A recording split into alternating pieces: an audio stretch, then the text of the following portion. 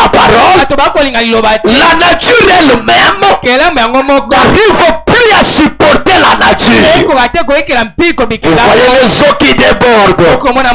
Il y a les inondations partout. Il y a les arrêts de mer et tout ça. Vous allez dans des endroits où il y avait la terre. Arrivé à un moment donné, ces endroits-là sont occupés par les eaux. C'est quoi ça? La nature ne supporte plus encore la nature. Quelqu'un peut me donner un amen? La nature n'arrive plus à supporter la nature. Et le fils et fille de Dieu devrait vraiment veiller sur la parole et chercher à avoir leur position et revenir très vite à la parole. Quelqu'un peut dire amen. Je veux rien qu'on lise d'abord quelque chose qui va pouvoir nous aider à développer ce que je viens de dire. Je vais lire ça où? Je vais lire ça quelque part.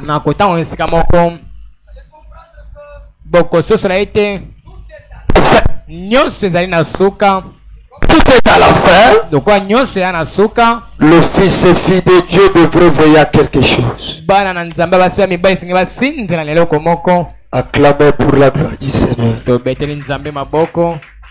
Je crois que ça entre quand même. Nous allons prendre le paragraphe 34.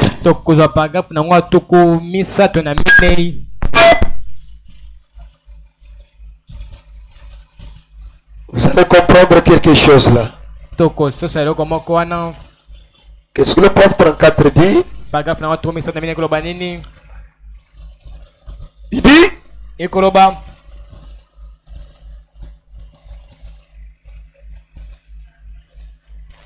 non, retournons d'abord au paragraphe 16.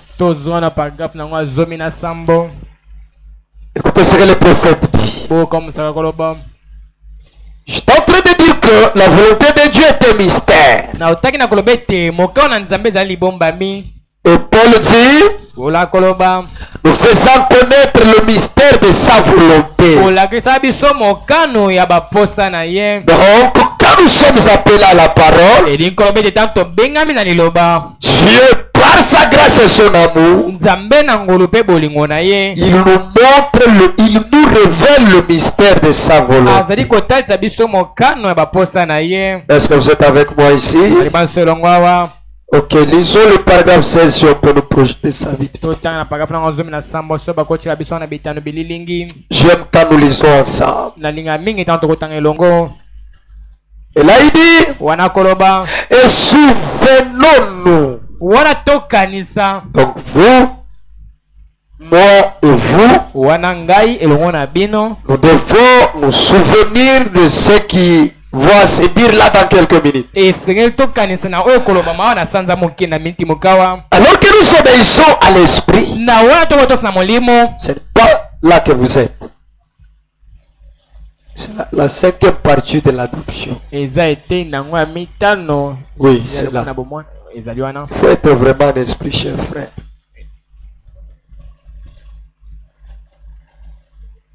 Alors, quand tu vas arriver là, ok. Le mystère de sa volonté. Vous vous rappelez comme nous nous sommes attardés là-dessus. Est-ce que vous êtes avec moi? Comme là, il nous parlait de nos souvenirs là.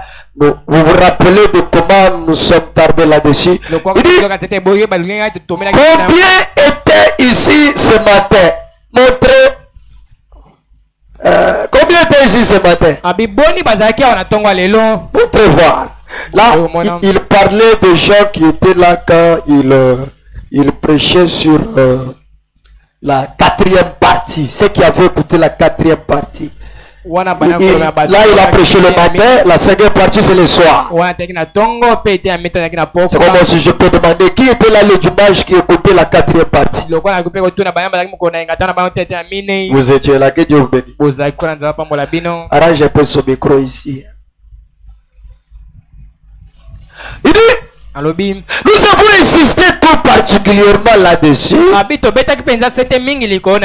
Le mystère de sa volonté. Écoutez-moi ici. Combien était ici?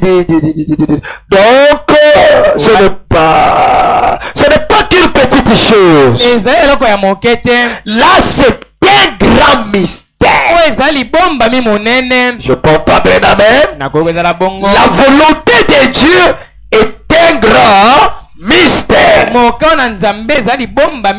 C'est pas quelque chose de petit. Connaître la volonté de Dieu dans votre vie, ça devrait être un très grand mystère.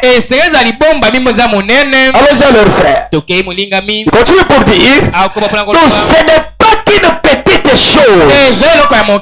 Là, c'est un mystère. Pour connaître c'est pourquoi Dieu vous appelait dans sa parole, c'est un mystère. Dieu ne vous appelle pas dans sa parole pour être un vagabond. Non. Dieu ne vous appelle pas seulement pour être célèbre. Non. Dieu ne vous appelle seulement pour vous bénir matériellement. Non. Parce que là, quand nous développons avec notre sujet, le prophète dit la mort de Jésus nous a légué son héritage. Et cet héritage-là, c'est pour les croyants, c'est pour les chrétiens. Et le chrétien sont censés jouir de cet héritage-là. C'est pour vous dire quoi? Le bonheur, le richesse, l'or et l'argent, c'est tout dans cet héritage-là. Mais Dieu vous appelle premièrement pour votre art, pour vous mettre en ordre, pour mettre votre position et vous asseoir sur ces promesses. Si nous revenons dans cette Bible, est-ce que la Bible dit cherchez premièrement le royaume des cieux et sa justice. Je peux entendre d'ailleurs. Là c'est la Bible. Premièrement cherchez quoi? Le royaume des cieux. On pose la question à Jésus. Quand est-ce que le royaume des cieux viendra? Jésus dit le royaume est déjà au milieu de vous. Beaucoup n'ont pas connu ça. Cherchez ça premièrement. Le reste des choses vous serez donné par-dessus. L'or, l'argent, la stabilité, le mariage, tout ce que vous cherchez là, la Bible dit ça vous serait donné par-dessus. Pour les chrétiens échouent aujourd'hui par manque d'ambition et d'objectif. Vous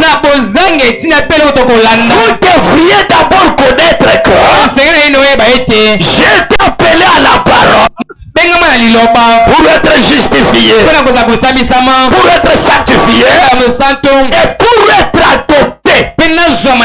Quand je suis adopté, le reste des choses me sera donné. Quand David a compris ça, et Salomon, écoutez dans sa prière, oh Éternel, je te demande des choses de tout mon cœur. La première chose, ne me donne pas la richesse. Si tu me donnes la richesse, je vais m'enorgueillir. Je ferai la honte à ta parole. Je ne prierai pas encore beaucoup. Je ferai tout le monde comme ça, ils ne sont rien. Ne me donne pas aussi la pauvreté. Si tu me donnes la pauvreté, je vais commencer à m'enduire. Et ça sera la honte à ta parole. Ce que je te demande, donne-moi selon la capacité de mon cœur. Pour que je reste humble dans ta parole.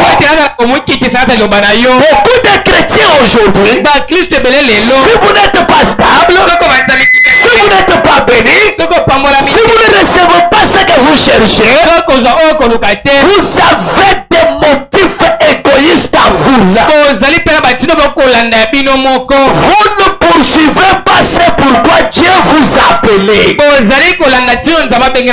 Est-ce que je suis avec vous? Est-ce que vous êtes avec moi? Vous devez suivre ce pourquoi Dieu vous a appelé. Selon les livres d'adoption, c'est là que Dieu a appelé. Il les a justifiés. C'est là qu'il a justifié. Il les a sanctifiés. Le problème c'est quoi?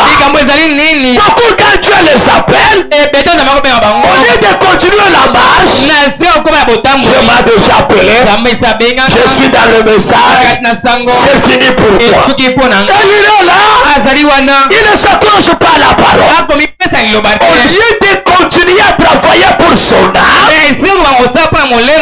afin de trouver grâce à Dieu, et que Dieu les justifie, il ne le fait pas. Et ceux qui sont déjà justifiés, pour eux c'est fini. Et le prophète dit, ce n'est qu'une petite chose. Là c'est un mystère. Peut-être c'est pourquoi Dieu t'a appelé. C'est un mystère. Allons-y frère. Parce que le prophète dit, la volonté de Dieu est un mystère.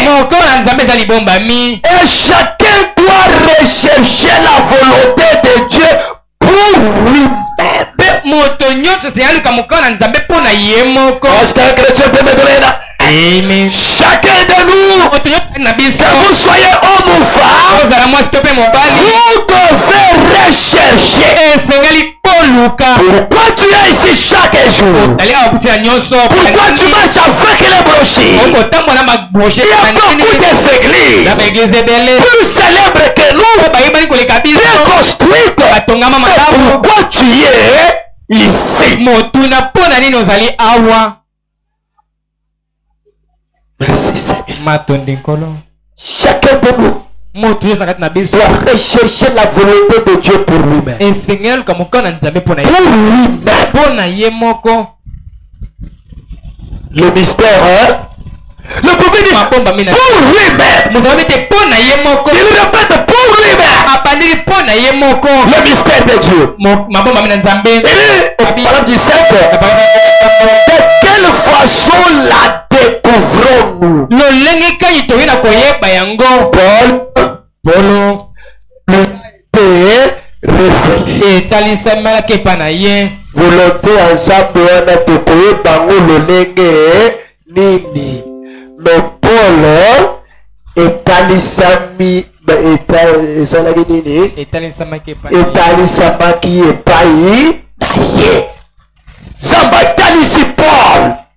Ayebisi ye yo natindi yo na mokili mpo boma bakristo te, au contraire natindi yo po teya bango. Zamba pambola bino. Amen. Allons-y frère. Il a dit qu'il n'a consulté aucun homme. Ni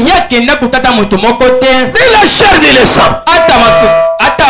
Il n'est allé à aucune école, à aucun séminaire. Il n'a rien eu à voir avec ça. Cela lui a été révélé par Jésus. Est-ce que ça ne sera pas heureux que Jésus-Christ te révèle sa volonté? Il te dit c'est pourquoi il t'a appelé dans la parole. Quand il a appelé Abraham a reçu l'appel. Il a écouté l'appel. Il s'est approché avec obéissance. Le prophète dit, même la Bible, si on appelle Abraham le père de la foi, c'était à cause de son obéissance à la foi. Est-ce que vous êtes avec moi? Quand il a obéi à Dieu, pourquoi Dieu va lui dire, je t'enverrai dans un pays où tu seras étranger et je te donnerai ce pays-là. Abraham n'était pas juif. Il n'avait pas le sang des juifs en lui.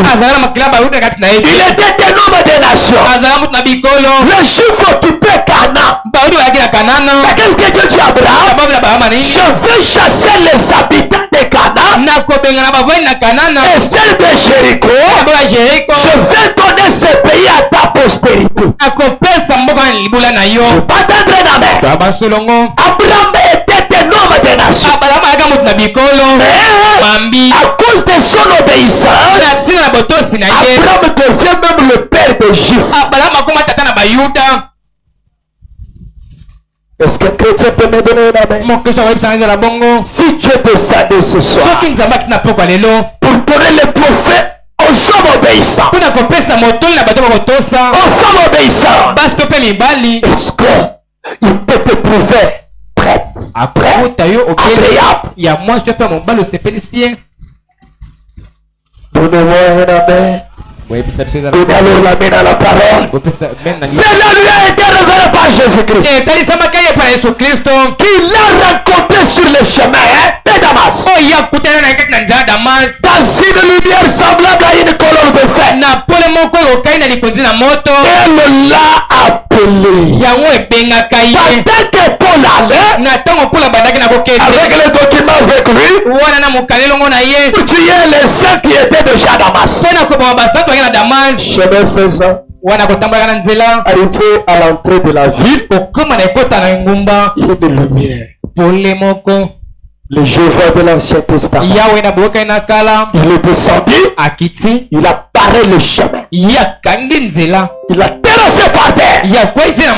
Paul est tombé là, il est devenu un aveugle, il ne voyait pas. Et dans la lumière, il a entendu la voix. Saul, Saul, pourquoi me persécutes-tu?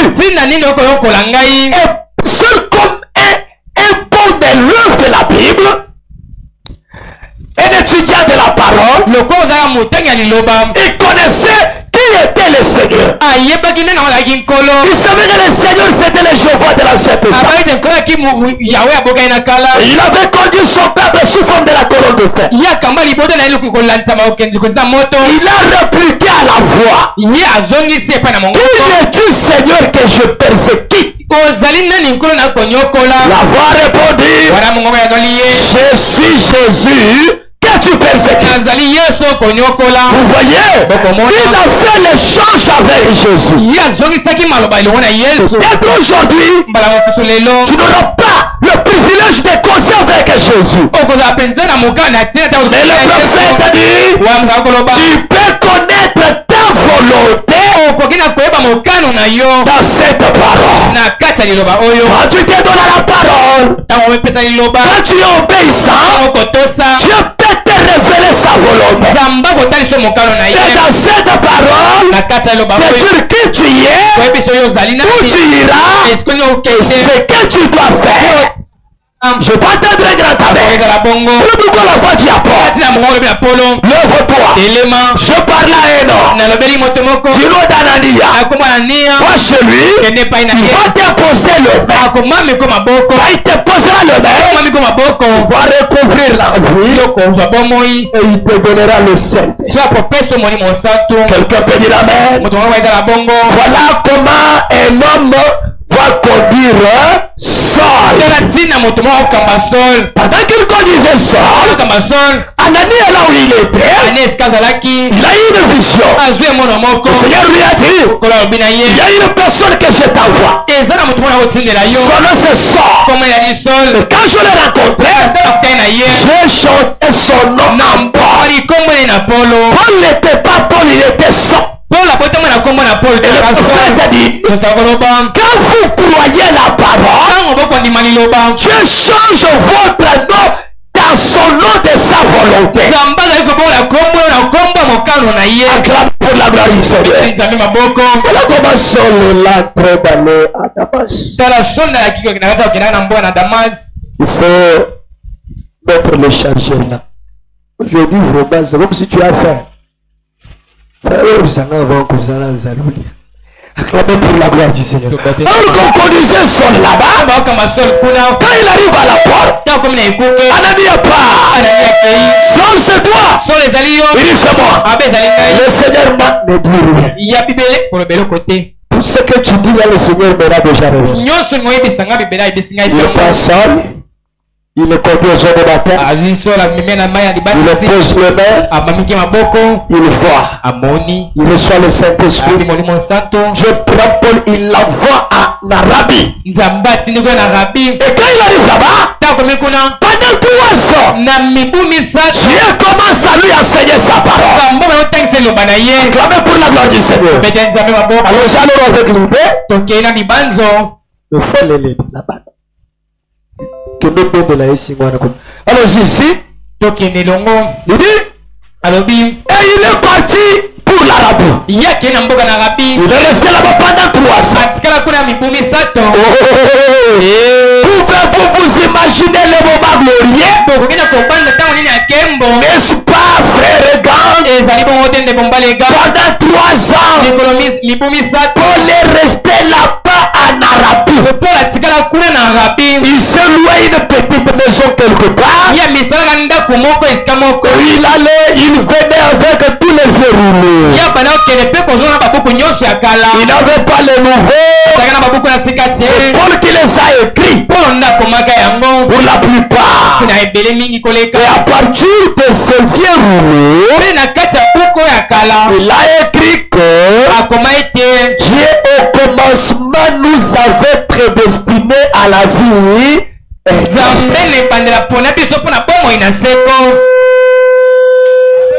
C'est Rebecca. Dieu nous a prédestiné pourquoi?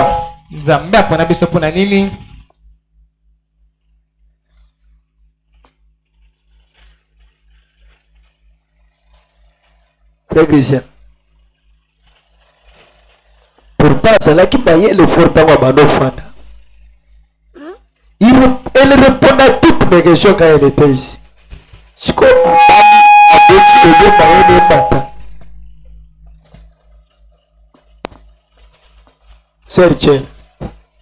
Dieu nous a prédestiné à quoi? À la vie éternelle. Maman, les loups de Dieu sont concentrés. Félicitations vraiment. Si j'avais une fleur, j'allais te jeter. Aujourd'hui, vraiment, tu es quoi? Dieu nous a prédestiné à la vie éternelle. Il avait envoyé Jésus afin que par ses sacrifices, nous ayons tous droit à l'arbre de vie. Par la mort de Jésus, nous avons droit à l'arbre de vie. Pas question à l'arbre de la mort. Jésus est mort pour que nous ayons droit à l'arbre de vie. Pour que nous sachions que nous avions été prédestinés pour la vie éternelle. Quand Paul a compris ça, il a crié, oh mort, où est ton aiguillon? Parce qu'il savait que tant que chrétien prédestiné, j'ai la vie éternelle. La mort n'a rien à me faire. Pourquoi le prophète a dit? Quand il a compris ça, il crie. Si on vous dit que Branham est mort, ne le croyez pas. Un chrétien ne meurt pas. Il a à lui la vie éternelle. Oh, gloire soit à l'éternel. L'arbre à laquelle tu avais chassé Adam autrefois, au temps de la fin, nous avons accès à cet arbre-là. Le retour en Éden, nous pouvons recevoir le titre de propriété incontestable. Ce qu'Adam avait perdu, c'est pourquoi on l'avait chassé. Mais ce soir, à cette heure du soir, à travers le message de l'air, la porte de l'Éden est de nouveau ouverte. Quelqu'un peut donner un grand amen. Vous avez droit. C'est votre droit légitime. Personne ne peut vous faire échapper ça. Par le sacrifice de Jésus, là à la croix, j'ai droit de manger le fruit de l'arbre de vie. Et le prophète dit, l'arbre de vie n'est rien d'autre que le Seigneur Jésus-Christ. Et rien d'autre que le message de l'air. Oh, gloire soit rendue à l'Éternel. Ce qu'il a connu d'avance, il les a. Amen. Des hommes tous aux abayés battus.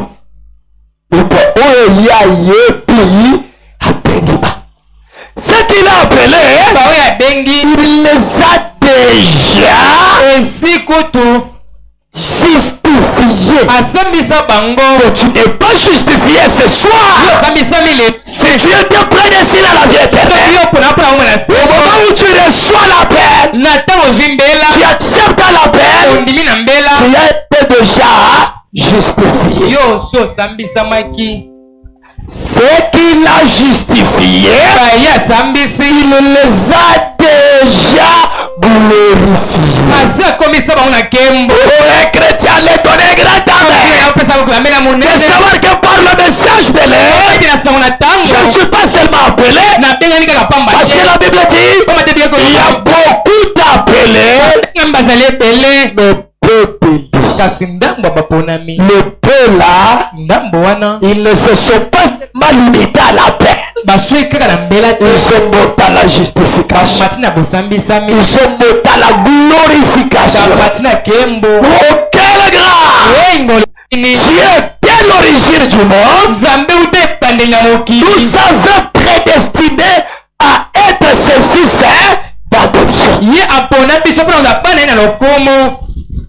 Skupuna nini yondi mini lo banzambe utikali kaka na kobengo zamba benga kiwa ulingi kaka o réussir ulingi kaka zala boye mais aujourd'hui bateka zela o zamba benga lo zaha molai utikala komona mwana azana premier primaire na fin de l'année la péché diplôme ya tenafem. Hein? Papa Freddy. Na ucho lo bandi. Na ucho lo bandi ya. Agomola isahabu ndibe na yeko.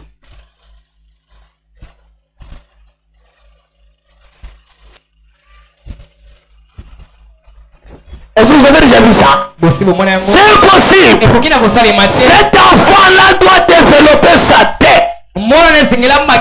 Deuxième, troisième, quatrième, jusqu'à ce qu'il reçoit son certificat. C'est ça aussi. Tu ne vous as pas appelé pour vous limiter à la paix. Il veut que vous travaillez pour votre âme. Il vous justifie. Parce qu'il vous a appelé pour l'adoption. Allez-y frère. Maintenant, la création tout entière gémit. Elle attend la manifestation de Fils de Dieu. Maintenant, comme le Fils de Dieu ne veut pas être manifesté, la nature commence à vomir maintenant. Elle commence à vomir. Elle commence à être manifestée. Pendant que tous ces filles de Dieu ne sont pas manifestées. Je peux entendre un amen. La place dans Zambe Bamitalisa. batalisa bango baza na distraction ba yelobi ke ngai soki fo nasala nini na betalisa inondation esali nini etone na place baloba na makambo nzambe azosala na bana nzambe bisika nyonso komi inondation esalimi place tele inondation wana botali bafauteuil inondation koto yino alors que c'était le temps où les journaux devraient parler de fils et filles de Dieu. Comme le fils et filles de Dieu sont distraits, la terre vomit. Le tremblement de terre. À la plus de parler des œuvres de fils de Dieu, il y a eu le tremblement de terre, il y a eu les maisons qui se sont fondues, il y a eu ceci et cela. C'est vraiment terrible. Alors que c'est le temps où la nature devrait parler de fils et filles, hein? Parce que le fils et fille de Dieu ne se reconnaît pas. Regardez l'actualité alors. Vous avez saisi ça, non? Allez-y, frère. Oh, je m'imagine que Paul a passé des moments merveilleux. J'aurais voulu être là avec lui. Là-bas, Rabbi. Il n'est pas vous. Que Dieu bénisse ceux qui sont vraiment connectés avec moi. Je prie que ce soir que vous retourniez avec quelque chose. Il ne jamais être là avec Paul en train de voir comment il était inspiré, comment il parlait de la création, comment il parlait de la prédestination, comment il parlait de la grâce, de comment Dieu n'a pas regardé tout, mais il t'a fait grâce par grâce. J'aurais voulu être là, que Paul me dise le secret de tout ça. Pas vous. Donc, il a dit qu'il nous a fait connaître le mystère. Allons-y. Okay. Un jour, avec l'onction du Saint-Esprit sur vous, pouvez-vous enchaîner le référence biblique. Alors je paragraphe 67. Alors je parle 67. Prenons quelque chose là. Paragraphe 67. Il dit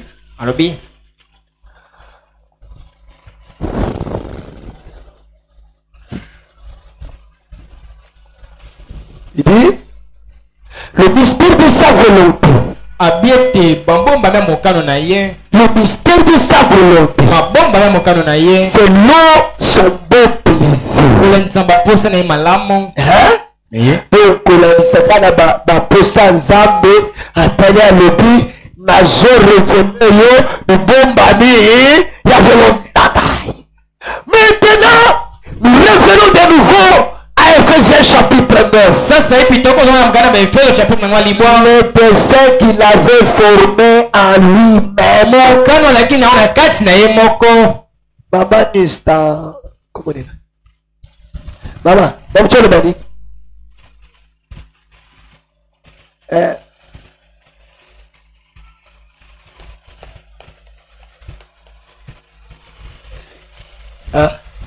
Micro, ils allaient prendre pour ta la pose que je puisse me micro. Allez-y. Ok. Il dit le dessein qu'il avait en lui, qu'il avait formé en lui-même. Le dessein qu'il avait formé en lui-même. Écoutez là-bas. Quoi? Les desseins.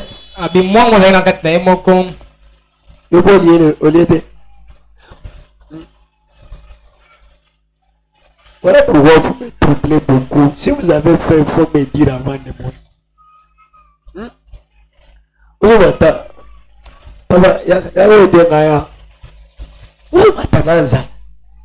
Pour après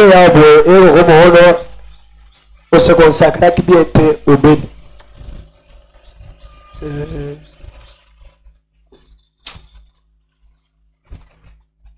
Yesu, ils ont un mystère de la volonté.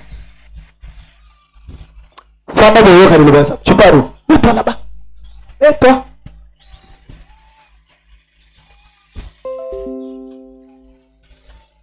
Ok. acclamer pour la gloire du Seigneur. Tu sais, vous savez, quand on enseigne, on observe.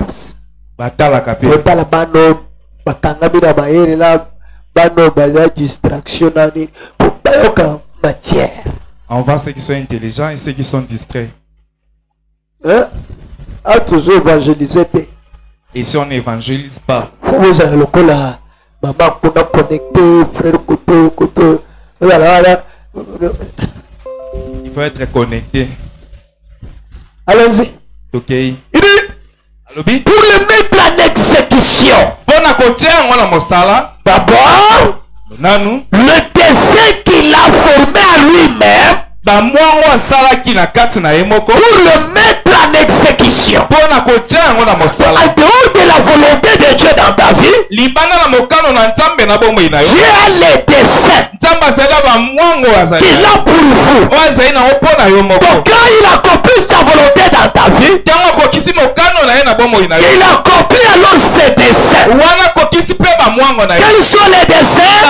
Jérémie dit, Dieu a des projets de bonheur dans votre vie. Le dessein de bonheur qu'il peut prévenir dans votre vie. Et pour qu'il révèle ces desseins-là, il doit d'abord accomplir sa volonté dans ta vie. Donc nous retenons que nous avons la volonté de Dieu et le dessein de Dieu. Mais les gens aujourd'hui sont de la volonté, ils veulent aller au dessein. Alors Dieu ne peut pas contourner ce qu'il a déjà placé. Et le prophète dit, le dessein que Dieu a dans ta vie, même l'enfer ne peut pas faire échouer ça. Même si le diable s'élève et que toutes les portes de l'enfer s'ouvrent dans ta vie, le dessein de Dieu est éternel. Pourquoi ça? Ce qu'il a écrit, il a écrit. Ce qu'il a béni, il a déjà béni. Et personne, même le pape, même le pasteur, ne peut jamais changer le dessein de Dieu dans ta vie. Avant d'arriver au dessein, laissez-vous d'abord flexible à la volonté de Dieu. Est-ce que vous êtes avec moi? Paul,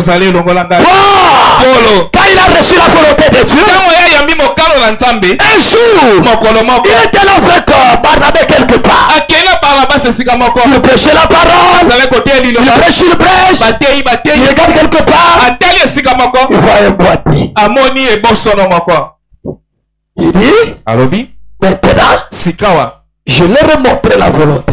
Maintenant, je vais leur montrer le dessein que Dieu a pour moi. Et je ne suis pas seulement là pour prêcher la parole. Il regarde l'auditoire. Il dit, cette bonne nouvelle ne peut venir en parole seulement, mais avec puissance et la démonstration. Je peux entendre nos mains. Et pour le regard de la personne, il dit, lève-toi et marche. L'homme n'a pas douté. Un boîtier de naissance. À la parole de Paul, il s'est tenu debout et il a marché. La Bible dit, ils ont parlé dans leur langue inocanienne que les dieux sous forme humaine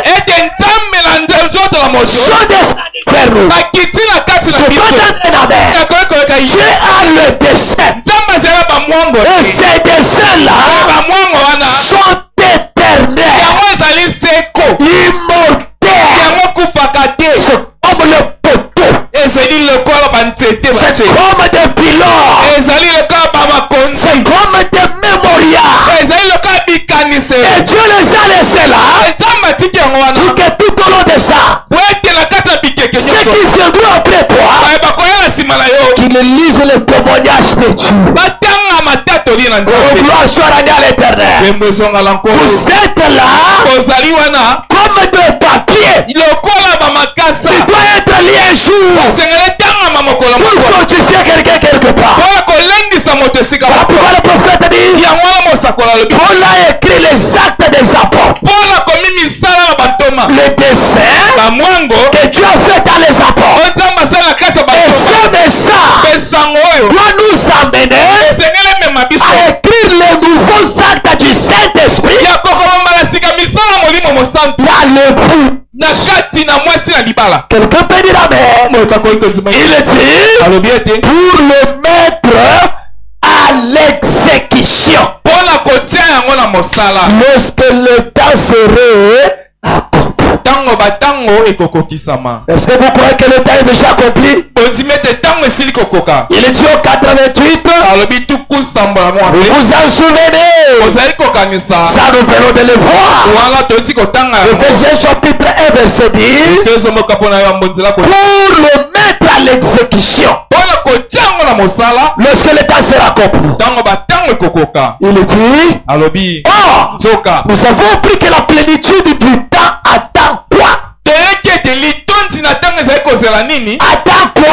La plénitude de tout le temps. Le temps où le péché cessera. Le temps où la mort cessera. Le temps où la maladie cessera.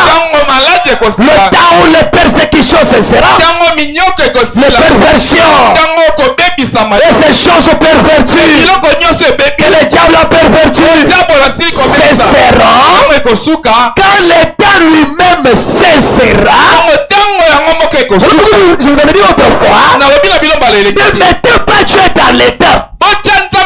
Ne déterminez pas votre temps dans les temps. Parce que le temps aussi cessera. Hébreux 13, 8 ne place pas Dieu dans les temps. Il est le même hier, aujourd'hui là, éternellement. C'est que tu crois qu'il peut faire demain. Il est aussi capable de faire ce soir. Le problème est que tu dois être déterminé que même ce soir quelque chose peut arriver. Mais parce que tu n'es pas déterminé, voilà comment tu places Dieu dans les temps.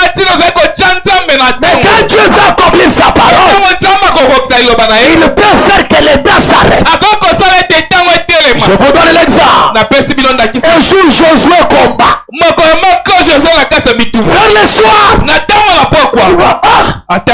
nous on ne combat pas la nuit. S'il fait nuit ici, l'ennemi sera fort. Parce qu'il connaît la contrainte. Josué fait sortir Dieu dans le temps. Il dit Dieu n'existe pas dans les temps. Il regarde le soleil. Moi soleil, arrête-toi sur le mont Gabon. Vous voyez mes frères, la nature tout entière s'est arrêtée.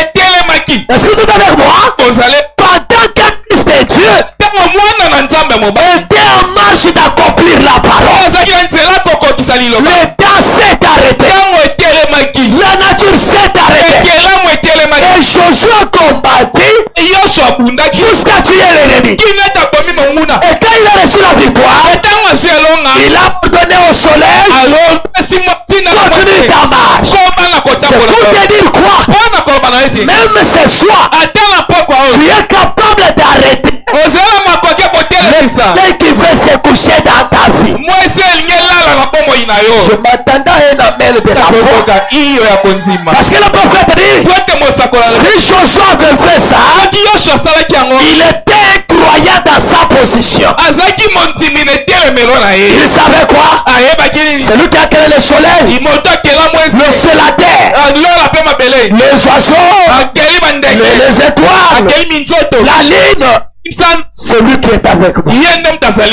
S'il est avec moi, il peut arrêter sa propre nature. Pourquoi quand Israël était devant la mer rouge, la mer rouge regarde Israël. Israël. Le prophète dit, elle a levé ses yeux. Elle a vu que l'œil de Dieu était fixé sur lui. Et la mère a dit, c'est que Dieu a besoin que son peuple traverse par ici. Et qu'est-ce que Dieu a fait? Il a compliqué la nature. L'eau qui coulait. Mais quand Moïse prend le bâton, il frappe sur la mer. La mer s'ouvre. L'eau là qui coulait partait où?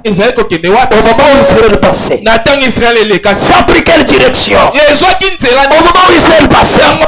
C'est quoi ça? Le prophète dit, vous devez par votre détermination faire sortir Dieu de l'histoire. Par votre détermination. Le temps lui-même cessera. Allons-y. Regardez bien pour le mettre à exécution lorsque le temps sera accompli. De réunir toutes choses en Christ. Ceux qui sont dans le ciel, ceux qui sont sur la terre. Est-ce que vous êtes là? Réunir toutes choses par Christ. Est-ce que vous êtes avec moi? Retournez le bon placard. Il dit quoi? Ah, je me sens très bien. Je sens que Dieu est en train de réunir toutes choses. Gloire soit rendue à l'Éternel. Il dit, bon, remarquez, la venue du Seigneur Jésus est tellement...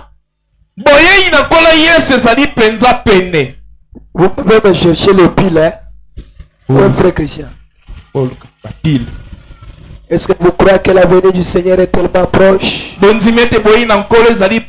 Que l'esprit qui avait commencé ici en bas, juste un peu avec la justification, et la sanctification, et le baptême du Saint-Esprit. Et maintenant, nous sommes juste au sommet, au moment de la venue de la pierre principale. La venue du lion. La pierre qui doit faire la pyramide. La tête du Seigneur Jésus lui-même. Lui comme l'époux. Il doit descendre pour que l'édifice soit parfait. Allons-y, frère. L'église doit être si parfaitement semblable à Christ. Christ et l'église pourront s'unir. Le même esprit. Et l'esprit de Christ, s'il est en vous, il vous fait vivre la même vie de Christ. Menez la vie de Christ. Faire les œuvres de Christ. C'est lui qui croit en moi. Fera aussi les œuvres que je fais. C'est Jésus qui l'a dit. Voyez, maintenant nous allons voir. Il y a un ministère qui va venir pour qui introduira de façon exacte la venue de Christ. Un mystère qui doit venir pour introduire de façon exacte la vie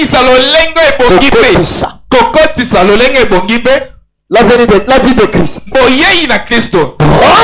Donc, l'église doit croire à la venue des mystères. Ce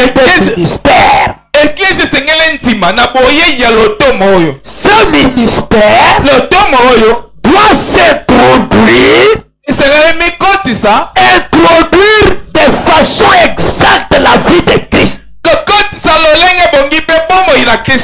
ce peuple croit ce mystère-là, ce mystère-là doit introduire la vie de Christ dans son épouse. Allons-y, frère. Qu'est-ce que ce mystère-là identifie? L'avenir Seigneur.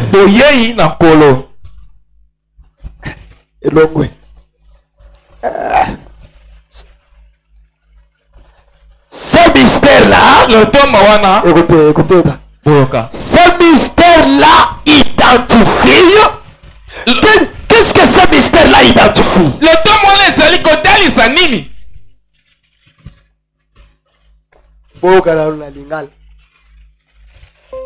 Le tomoana ekotisa bomo ya Kristo kati na bino. Est-ce que vous en avez ensemble? Amen. Tango le tomoana ezoya na kati ya moto. Moto na le pele bino bondimiye akozwa bomo ya Kristo akotisi kati na bino. Sikomo sakola zoloba le tomoana ezo lakisa nini, ezo talisa nini. Le tomoana ezo talisa boyeyi ya nkolo. Amen. Donc quand le tomoana ezoya, ça ne sera pas seulement un ministère, mais ça sera l'avenir qui sera identifié à travers ce ministère. C'est aussi un ministère de la volonté de Dieu. Un ministère. Un mystère. De croire que quand ce ministère-là s'identifie, c'est l'avenir du Seigneur. Allons-y. Okay. Regardez ce qui se passe dans le monde aujourd'hui. Observez ce que dit Koupek. C'est un prédicateur. Et tous ces autres grands événements, ces grands conflits mondiaux qui pourraient éclater d'un moment à l'autre. Oh l'RDC, oh tu les gens l'Est. Oh les États-Unis. Oh la Belgique. Oh l'Union européenne. Ici, oh la Russie. Ce sont des conflits qui pourraient éclater de moment à l'autre. Le prophète dit, à travers ça, tout pourrait être réduit en cendres d'une seconde à l'autre.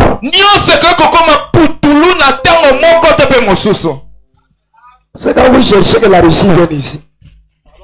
Quand vous cherchez que la Russie vienne ici, quand il viendra là, il cherchera alors à faire quoi? À éliminer d'abord les États-Unis. Et quand vous cherchez à éliminer les États-Unis, c'est aussi une puissance. Et quand vous n'accepterez pas, et ça va nous introduire où?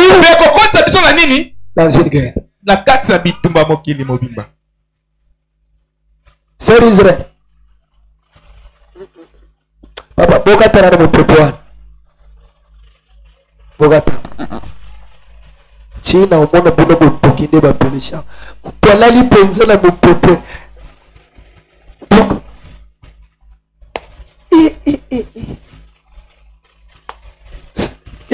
tout pourrait être réduit en cendres, en poussière. Et seconde à l'autre. Vous voyez mes frères? Regardez un peu.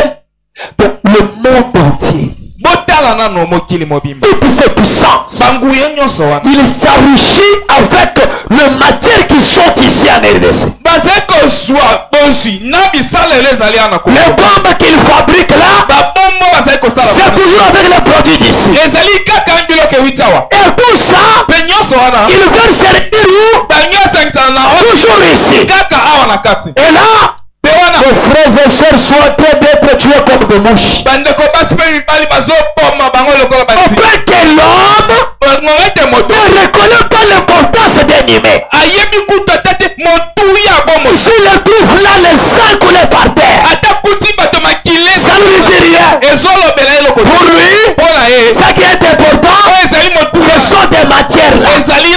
Et le prophète dit, ça pourrait éclater d'un moment à l'autre.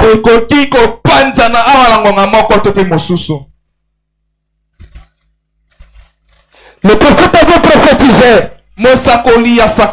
Je vois une bombe atomique qui sera jamais égalée dans les morts. C'est la Russie qui va fabriquer ça. Aucune puissance ne sera en mesure d'arrêter cette bombe-là. Et le prophète, quand je regarde, je vois une personne qu'on a placée à l'entrée. Et cette bombe a une bouton. Et je vis cette personne un jour.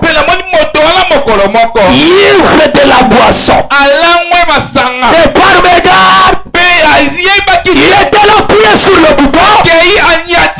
Et le monde entier, l'Amérique était réduit ensemble. On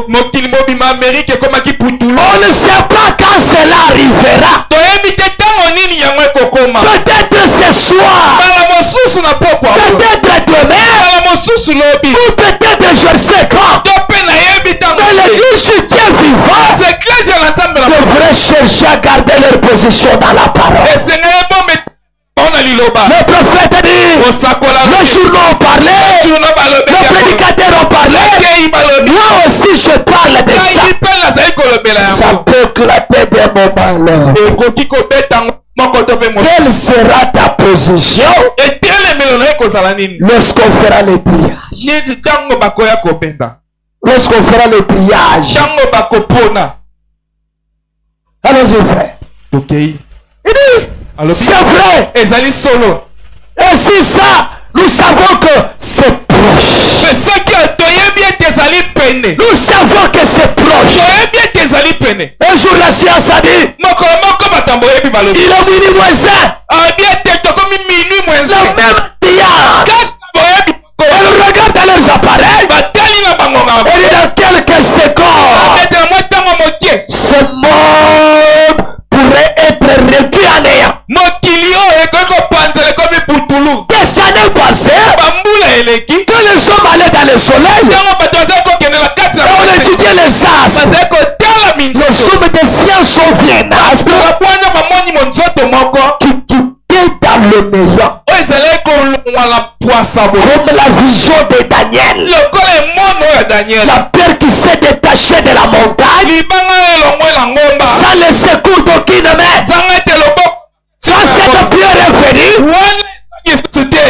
Quand cette pierre est venue, elle s'est cognée sur la statue de Babylone. Sur le pied d'or qui était la divinité, la statue s'est brisée. Et la Bible dit, Jésus est la pierre qui s'est détachée de la montagne. Et quand les regardaient, ils ont vu l'astre qui s'est détaché de quelque part. Maintenant, comme de l'autre côté, il y a la puissance de la pesanteur. Est-ce que vous êtes avec moi? Cet astre descend tout doucement. Et les hommes de science disent, si cet astre-là c'est collé sur le globe terrestre, est-ce que vous êtes avec moi? La terre tout entière sera réduite en fait. Et aucune partie de la terre ne restera épargnée. Oh mes frères et sœurs, toutes ces choses-là, le prophète va nous dire, nous devrions regarder l'air. Sentinelle, que tu dis de la nuit, Messieurs, quelle heure est-il? Est-ce que c'est l'heure de cacher votre expérience dans la parole? Donnez-moi un amen. Je vous parle de l'adoption. Nous savons que c'est proche. Toute personne censée, en lisant le journal, en écoutant la radio, saura que c'est proche. Même maintenant, Ce qui vous regardez dans des télés, regardez la condition des États-Unis, vous regardez Los Angeles, vous regardez la Russie, vous regardez l'Ukraine, regardez la RDC, vous verrez que tout est proche.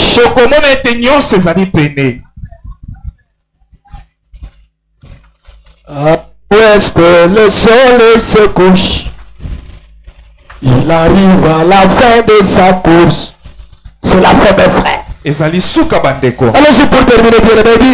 Il dit, eh bien, souvenez-vous, Christ fait chercher son église avant que cela arrive. Mais Christ cherche son église comment? Par cette parole qui est prêchée. Celui qui dormait, il se réveille. Celui qui s'éloignait de la parole, il revient à la parole. Celui qui se sentait faible, il se fortifie. Parce que la Bible dit, en ces temps-là, que ceux qui se suivent, se suivent encore. Que ceux qui se purifient, se purifient encore. Pourquoi ça? C'est le temps où chaque semence doit produire selon son espèce. J'allais attendre un gratin. Allons-y, frère. Il dit alors, combien proche est la venue du Seigneur Jésus? Peut-être avant la fin de cette réunion ce soir. Peut-être avant la fin de cette réunion ce soir. Nous sommes au temps de la fin. C'est certainement vrai. Observez l'église, sa progression à mesure qu'elle avançait. Comment elle avançait et comment l'église est aujourd'hui. Comment tu avais commencé avec la parole, comment tu priais beaucoup, tu t'es consacré, tu avais le temps de jeûner. Aujourd'hui, même prier 2 minutes, c'est difficile. Mais tu es toujours un chrétien. Tu avais commencé avec l'esprit. Et voilà finir avec la chair. Tu pesais beaucoup au début de ta croyance. Mais aujourd'hui là, où est parti tous ces kilos là? Voilà pourquoi dans les âges de l'église, Jésus parle aux âges. C'est que j'ai compris pour toi, c'est que tu as abandonné ton premier amour. Mais celle que tu avais autrefois, tu n'as plus cessé là. Tu n'as plus l'amour de la parole. Tu ne pries pas comme tu priais. Tu ne gênes plus. Oh, Jésus a gêné à ma place. Alors que Jésus a dit, Pierre, pourquoi tu n'as pas veillé une heure avec moi?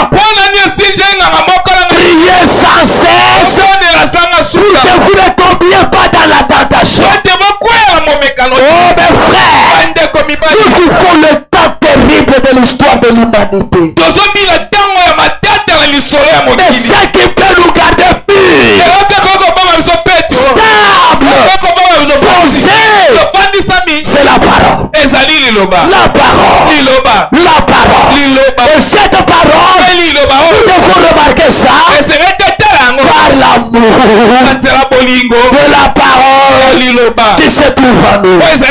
Acclamez pour la gloire du Seigneur. Allez, je parle 51. Je termine par là. Qu'est-ce que le prophète dit? Oh, gloire soit rendue à l'éternel. Je me sens très bien quand je parle de ça. Malgré les sécurités de ce monde, nous ne sommes pas de ce monde, mon frère. Après que l'église aura pris sa position, nous sommes appelés à être des fils d'adoption par le Saint-Esprit. Et quand chaque homme prendra sa position, c'est à quoi Dieu l'a appelé. Zamba zana motuya oyo abengeli yo. Amen. Abengi yo kaka po okoma na o. Parce que omoni akebele ndenge nazomona bino. Bozokanisa kaka bosomba mituka, bosomba mapango, bobala, bozwa mbongo. Bomona bino eza eloko wana Nzambe abengeli bino te. Wana eza na dessin ya Nzambe. Mais Nzambe aza nanu na posa ya ke alakisa yo mokano na ye, yo mpe osalela mokano na ye wana.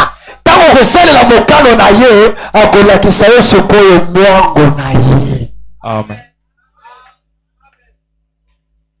Voilà pourquoi nous gênons beaucoup. Nous prions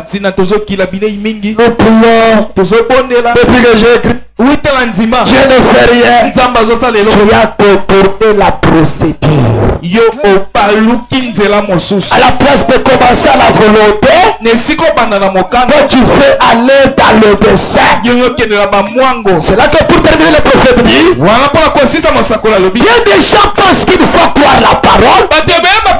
Tu marcheras comme à la houlette. Le prophète dit, ne vous mettez pas cela dans la terre. Quand vous croyez la parole, vous êtes dans le champ de bataille. Quand vous devenez chrétien, tous les armes de l'enfer seront sur vous. Quand David a compris ça, il a compris que depuis que je suis devenu chrétien, je marche dans la vallée de l'ombre de la mort. Bien que dans la vallée de l'ombre de la mort, je ne crains aucun danger. Sa houlette me rassure. Son bâton me soutient. Est-ce que vous êtes avec moi? Quand vous croyez la parole, tout ne sera pas facile. Peut-être dans le monde, ça marchait. Tu avais le travail. Tu crois la parole, tu n'as plus le travail. C'est Dieu. Il veut t'amener quelque part. Il veut t'adopter. À la place que tu sois comme Job. Job n'a pas maudit Dieu dans la souffrance. Mais il a regardé, il a dit, l'Éternel a donné, l'Éternel a repris, que son nom soit loué. Job savait que Dieu d'Abraham, c'était Dieu de la restauration. Il est capable de me restaurer ma femme à mort. Voilà pourquoi il a dit, même si le verre de plus ma chair, un jour je le verrai. Je sais que mon rédempteur est vivant. Et même ce soir, mon rédempteur est vivant. Même s'il ne serait pas ce soir, obéir à la parole. Place tes pieds sur la parole. Un jour, le Dieu des promesses infaillibles, le Dieu d'Abraham, le Dieu d'Isaac, le Dieu de Jacob, le Dieu de William Branham, il s'élèvera dans ta vie. Il s'élèvera. Et quand il s'élèvera, l'ennemi le verra. L'ennemi le verra. L'ennemi le verra. Il sera couvert de or. Oh mes frères, Dieu ne reste avec la dette de personne. Votre obéissance à la parole, votre sacrifice, votre foi est bien avant que tu quittes la terre. Dieu te récompensera. Veuillez vous tenir debout. Gloire soit rendue à l'Éternel. Nous allons chanter une mélodie, mes frères. Nous allons chanter cela. Et nous allons prier le Seigneur. Gloire soit rendue à l'Éternel. Votre position dans la parole. Chacun doit prendre sa position. C'est à quoi Dieu l'a appelé. Et qu'il tiendra ferme jusqu'au bout. La voix dit, Seigneur m'appelle, prends ta croix et viens sur moi. Je réponds, Sauveur fidèle, me voici, je suis à toi, oh, jusqu'au bout, je vais te suivre, le mauvais jour, à toi pour y revivre, à toi c'est pour tout, oh, jusqu'au bout, je vais te suivre dans le mauvais jour, à toi pour y revivre, à toi c'est pour toujours. Et le chef et du calvaire et de toi et périmé, c'est péché et solitaire ici et périmé jusqu'au bout, je vais te suivre dans le mauvais jour, à toi pour y revivre, à toi prions le Seigneur.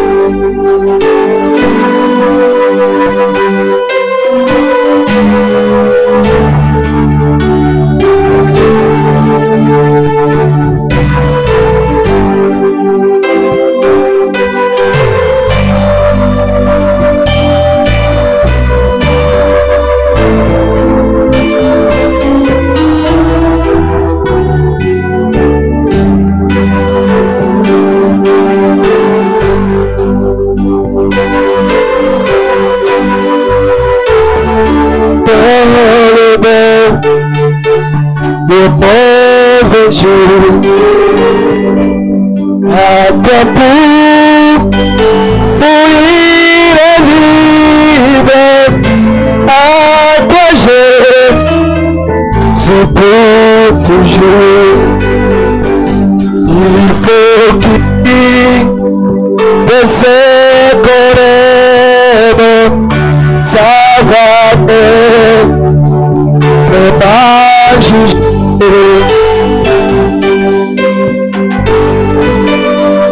De c'est la vie et de jeu sur notre bien et jusqu'au bout. Je vais te suivre dans le mauvais jour. À toi pour y revivre. À toi c'est pour toujours.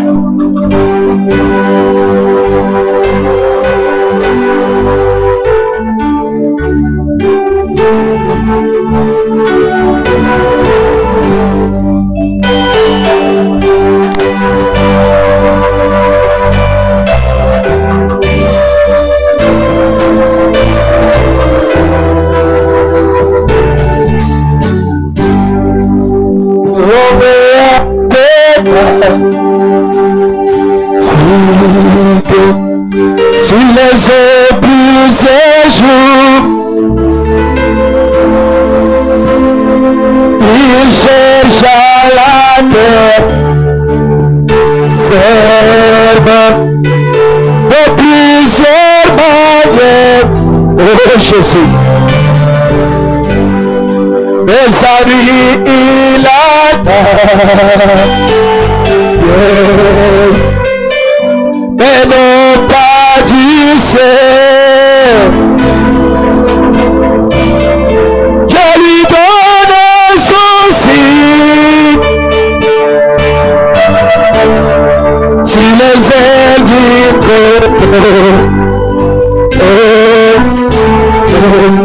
si les ailes du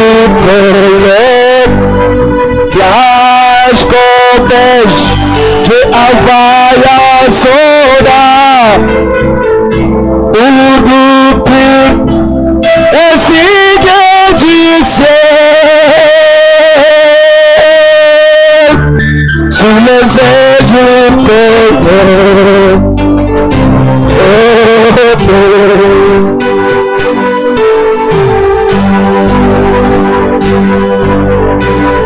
Alléluia.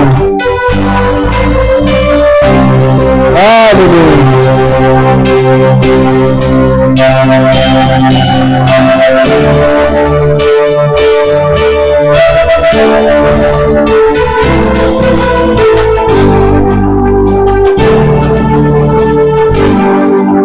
Porque la beaucoup souffert de bien de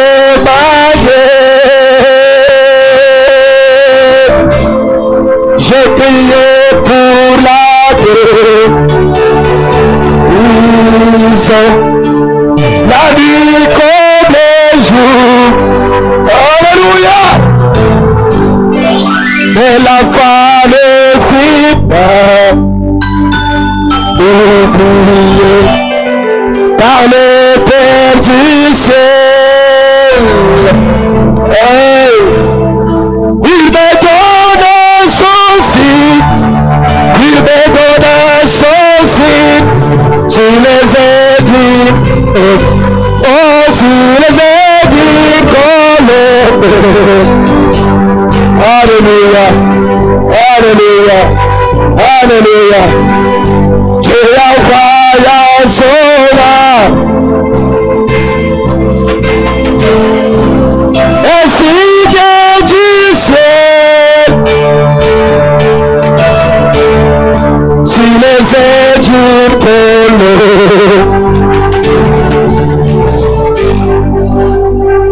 Babela boy Kosala Yagobe Bajali Kosala Ola Bunadigi Kosala Soledad Petite. Oh Jésus, Yosame, Yalabiko Dada,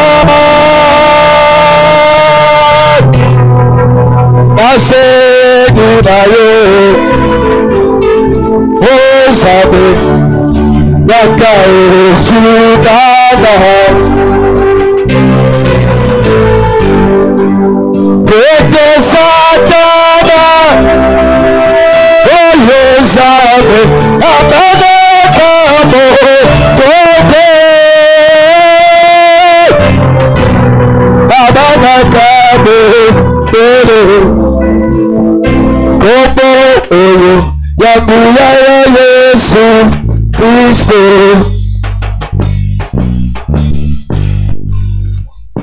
Oh Yesu,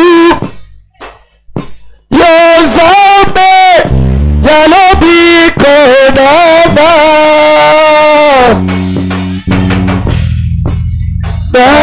Nasegunayo, Yosame, Yaka, Osukaba,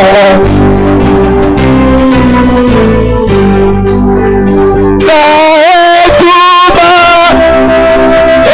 Yosame, Nakokite Kobuda, Daimoko, Yagona Segunayo,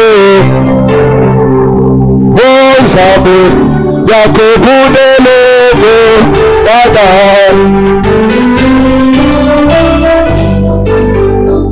Naekuba,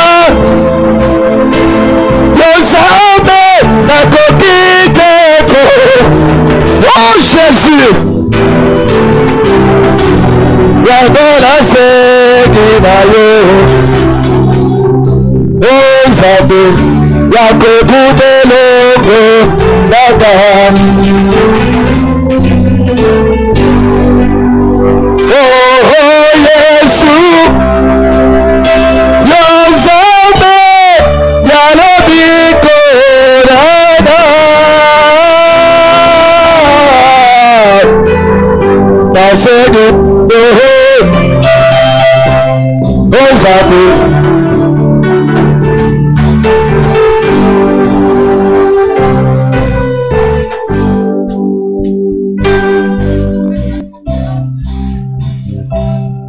Nous allons nous tenir debout. Oh, merci Jésus.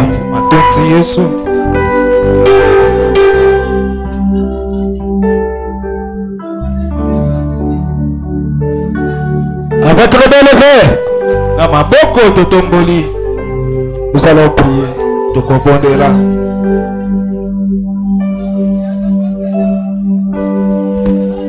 Dieu notre Père Céleste, tu es celui qui nous a parlé ce soir. Tu es le même Saint-Esprit qui est dans cette heure. Et le Saint-Esprit qui est en nous, Seigneur. Oh Dieu bien-aimé, tu viens nous parler, Seigneur. Que c'est le temps de voir chacun prendre sa position. Chaque femme prendre sa position. Aide mon frère, aide ma soeur, aide chacun de nous. Oh Dieu bien-aimé, à pouvoir se rattraper dans ta parole. à pouvoir revenir encore une fois. Créateur de roi, oh Dieu bien-aimé, il n'y a personne ce soir. Après avoir écouté ta parole, avoir dire Seigneur, d'être séduit par le mort, de perdre la chose essentielle, de ne pas être adopté. Oh Dieu bien-aimé, chacun a besoin d'être glorifié, chacun a besoin d'être adopté. Aide mon frère, aide ma soeur à atteindre la stature d'un homme parfait. Toi la pierre de fête, que tu veux le parfait sa vie. Accorde le Père. Père, il est malade. Console l'affligé. Libère le captif. Et tout celui qui était venu faible, qu'il retourne fort. Avec l'espoir que tu es le Père. Accorde le Père. Bénis les dîmes, les offrandes, chemin du retour. Pour ta gloire. Au nom de Jésus-Christ. Amen. Amen.